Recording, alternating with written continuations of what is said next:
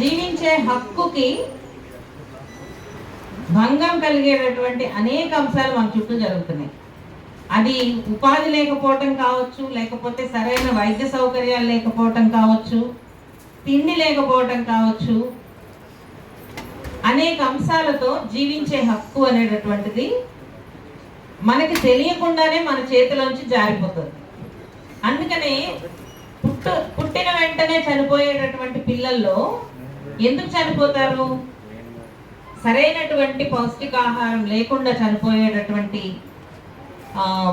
సమూహాలలో దళిత, బహుజన, ఆదివాసీ సమూహాలు చాలా ఎక్కువగా ఉన్నాయి. దీనికి ఏం చేయాల్సి ఉంటుంది అంటే అక్కడ కనిపించకుండానే జీవించే హక్కుకి ఏ రకమైనటువంటి రక్షణ ఇవ్వనటువంటి ప్రభుత్వ వ్యవస్థలు పనిచేస్తున్నాయి. అంటే ప్రభుత్వ వ్యవస్థలు వాటికి భరోసాగా ఉండేటట్టుగా మనం కొట్లాడాల్సినటువంటి అవసరం ఉంది. అంటే పుట్టిన వెంటనే, అంటే పుట్టుకతోనే తల్లి గర్భంలో ఉన్నప్పటి నుంచే తల్లికి కూడా పౌష్టికాహారం ఉండాలి, అది బాధ్యత, అది హక్కు అనేటటువంటి దానిని మనం నిరంతరం ప్రచారం చేయటం కాదు, ప్రచారాన్ని అమలులోకి తీసుకొచ్చే విధంగా చేయాల్సి ఉంటుంది.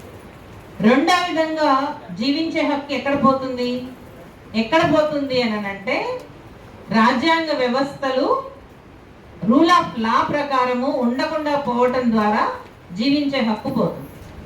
అంటే నేరస్తులు అనే పేరుతో చంపటం, లేకపోతే ఏ రకమైనటువంటి ఈ వర్గాలకి, ఈ సమూహాలకి హక్కులు లేవు అని చెప్పి దిశ ఎన్కౌంటర్ లాంటివి చేస్తారు.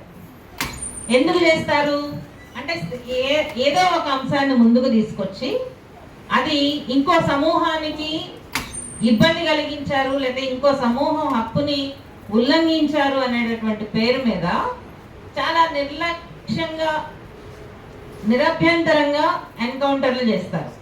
మీరందరూ చూసే ఉంటారు ఖచ్చితంగా దిశలో ఏం జరిగింది అని. అట్లాంటి సంఘటనే మొన్న పూనాలో జరిగింది. అట్లాంటిది కాదు, వేరే రకం.